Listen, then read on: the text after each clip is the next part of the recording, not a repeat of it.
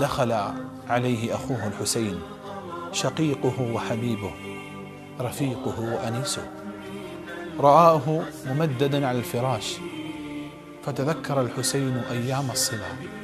الحسنان لطالما لعبا معا وعملا معا وجاهدا معا. جاء الحسين وقعد عند رأس أخيه الحسن وعز عليه أن يرى أخاه على هذه الحال، فقال له: يا أبا محمد أخبرني من سقاك السم.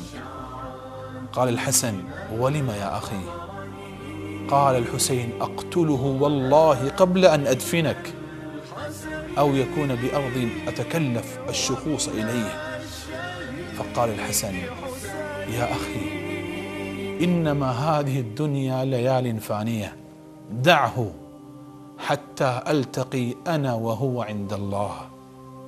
وأبى أن يذكر اسم قاتله خشية الفتنة التي لطالما فر منها. كان الحسن رضي الله عنه لا يريد أن يراق دم بسببه، هكذا عاش وهكذا أراد أن يموت رضي الله عنه. ولما اشتد بالحسن الوجع أصابه الجزع، فإن للموت سكرات. دخل عليه أخوه الحسين فقال له: يا أبا محمد، ما هذا الجزع؟ ما هو إلا أن تفارق روحك جسدك فتقدم على أبويك علي وفاطمة وعلى جديك النبي وخديجة صلى الله عليه وآله وسلم، وعلى أعمامك حمزة وجعفر، وعلى أخوالك القاسم الطيب وإبراهيم، وعلى خالاتك رقية وأم كلثوم وزينب.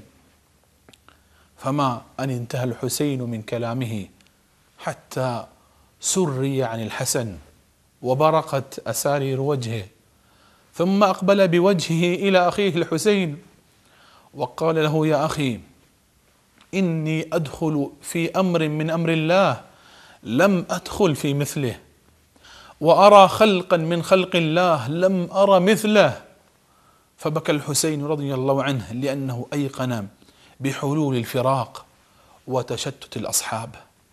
بعدها اشتد بالحسن الألم وازداد الوجع وتقرح الكبد وتفطر الفؤاد، وبدأ السم يسري في الأوصال ويجري في الأركان ويقطع الأمعاء. بدأ الحسن يلفظ طائفة من كبده، حينها أيقن أن الموت قد اقترب. لكن هذه الحال لم تلهيه عن ذكر الله، عن ذكر الله والتأمل في خلقه. فقال لمن حوله: أخرجوا فراشي إلى صحن الدار حتى أنظر في ملكوت السماوات.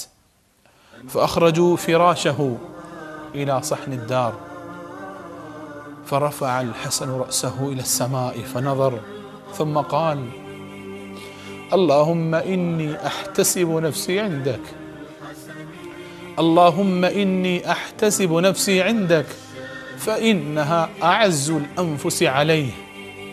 ثم أغمض الحسن عينيه ليودع الدنيا غير فاتن ولا مفتون. نعم، لقد مات الحسن، لقد مات سبط المصطفى صلى الله عليه وآله وسلم وريحانته الأولى.